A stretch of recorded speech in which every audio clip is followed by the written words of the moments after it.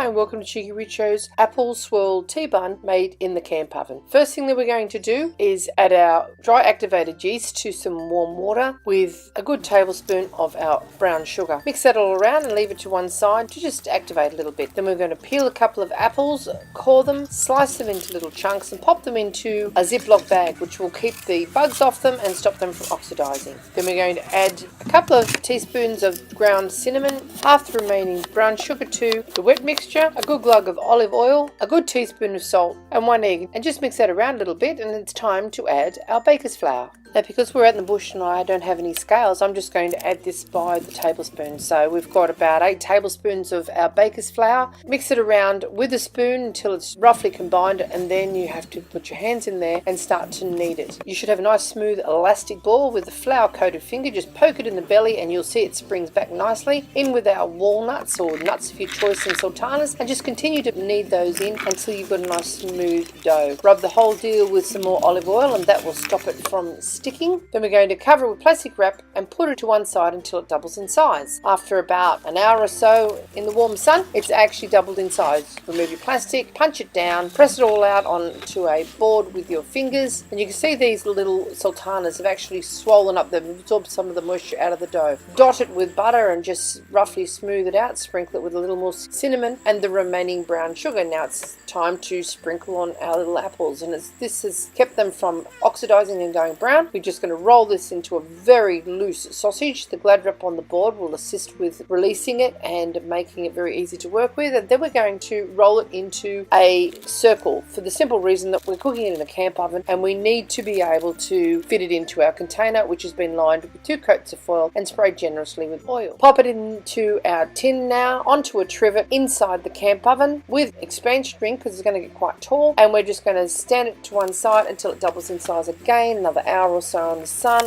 Brush it with some water, sprinkle it with some raw sugar, and now it's time to cook it in the camp oven. Now we've got some pretty good coals here. You can't see them because it's not dark, but after about 20 to 25 minutes, this is what you should have. Tap it to see that it's solid sounding, and tap the bottom as well. Now, whilst it's still warm, we just brush it with some apricot jam and it's ready to serve. We actually let it stand a little bit, and everybody in the campsite that saw it being cooked and smelt it being cooked turned up for supper. So we were able to feed 8 or 10 people supper with this delicious bun and still had some left over for morning tea the next day. Slather it with the butter if you want, have it with a hot belly tea or a nice espresso coffee, whatever you can get your hands on, and I think you'll find this is really a satisfying, delicious campfire meal. Hope you enjoyed this little cooking demonstration of Cheeky Richo Cooking's apple scroll tea bun in the camp oven. If you'd like to see more interesting recipes and ideas, just check out our Cheeky Richo Cooking channel, and don't forget, please subscribe and do come back and visit us again soon. We've got so much more to show you, and thanks for watching. Have a great day.